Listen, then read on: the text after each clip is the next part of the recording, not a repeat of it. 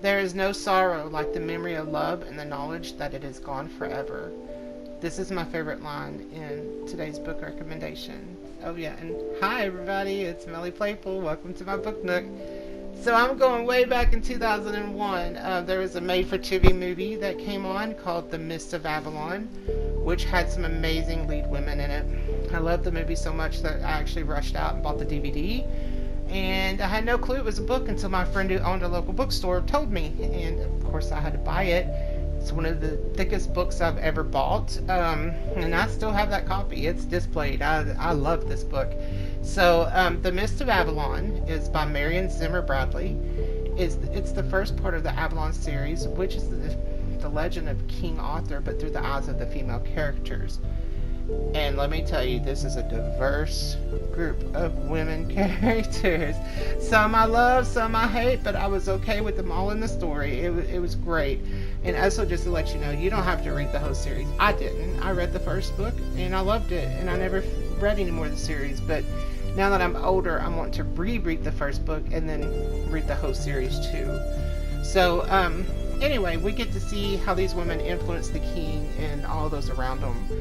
One of the main characters is Morgane Le Fay, a priestess fighting to save her Celtic religion in a land where Christianity is slowly destroying the pagan way of life. Now, let me tell you, for anybody who's like, oh, I don't want to read about religion, blah, blah, it's not anti any religion. It's not for any religion. It's just what is happening in that day.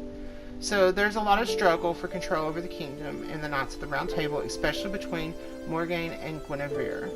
The old ways and new ways collide, while Merlin, you know who Merlin is, and Vivian use their magic for the future of Old Britain, but doing so has the Isle of Avalon slipping into a mist of memory. That is until the struggle claims its first victim. Sorry for the little mess up in my words just then. I kind of get ahead of myself when I'm talking in my brain, and then it doesn't come out of my mouth right. So anyway, I'm not going to tell you who the first victim is. You know, that's something you're going to have to read to find out, or you could probably Google it. But I'm not going to tell you any more about the story. I will tell you that there are some parts where I was just in complete shock, and then there were some parts where I cried, and then there were some parts where I was angry. So I went through like this big long book with all these emotional roller coasters. But I loved the story. I was happy with the story. So it's definitely a gripping story that stays with you. It was actually released in 1983, y'all. I was just a little girl, but people are still like praising this book today. So that should tell you that it's a great book. Characters are amazing.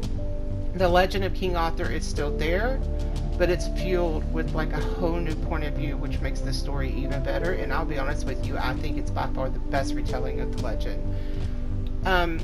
If you are not a fan of King Arthur, it's okay. I still think that you would like this story because it's good, and it's my recommendation because I love it. And so that's pretty much all I have to say. So go out and get this book.